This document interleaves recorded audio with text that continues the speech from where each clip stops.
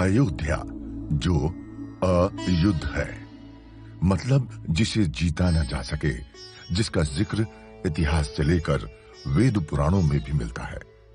लेकिन क्या है अयोध्या और राम का इतिहास? राम राज्य से लेकर राम मंदिर तक क्या है पूरी कहानी? जानिए 7 एपिसोड की खास सीरीज राम जन्मभूमि का इतिहास में। दरअसल बौद्ध साहित्य के मुताबिक अयोध्या को भगवान बुद्ध के काल में विशाखा कहा जाता था और जो संपन्न शहर था। वहीं अथर्ववेद में अयोध्या को 9 द्वारों वाली देवों की पुरी बताया गया है। साथ ही ये भी पता चलता है कि इस काल में भी अयोध्या प्रसिद्ध थी। वाल्मीकि रामायण के मुताबिक सरयू के तट पर बनी अयोध्या नगरी 12 योजन लंबी और 3 योजन चौड़ी थी, मतलब करीब 5200 वर्ग किलोमीटर का एरिया।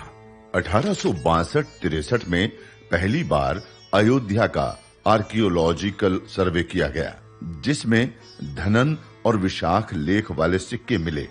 वहीं इतिहासकार जॉन की अपनी किताब इंडिया अ हिस्ट्री में लिखते हैं, अयोध्या उस जगह बसाई गई जहां 2 ट्रेड रूट एक दूसरे को काटते थे, इसलिए अयोध्या काफी संपन्न थी।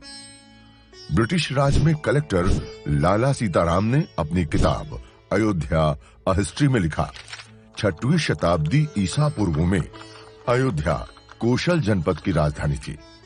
हालांकि कुछ जगहों पर अयोध्या को साकेत भी कहा गया है, जबकि प्रोफेसर रीस डेविड्स मानते हैं कि बौद्ध काल में अयोध्या और साकेत 2 अलग-अलग शहर थे। अयोध्या सूर्यवंश की राजधानी भी रही है।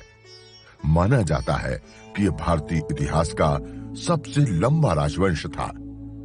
इसमें कुल 123 राजा हुए, जिसमें दशरथ 63वें और राम 64वें राजा हुए। वहीं राम अवतार की बात करें तो इसका जिक्र स्कंद पुराण में मिलता है, जिसके मुताबिक राम विष्णु के अवतार थे। लेकिन इस अवतार के पीछे बड़ी वजह था रावण, जिसने कड़ी तपस्या कर भगवान शिव से अजेय होने का वरदान हासिल किया।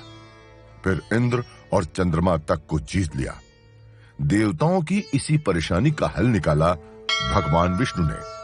उन्होंने खुद अयोध्या में राम अवतार लिया, नंदी के रूप में हनुमान को भेजा, शेषनाग लक्ष्मण बने और सभी देवता वानर सेना का हिस्सा बने। तो ये थी मर्यादा पुरुषोत्तम भगवान श्री राम और अयोध्या की कहानी। राम जन्मभूमि का इतिहास के अगले एपिसोड में जानेंगे कि राम राज्य के बाद कैसे बदली अयोध्या और कैसे बनी बाबरी मस्जिद।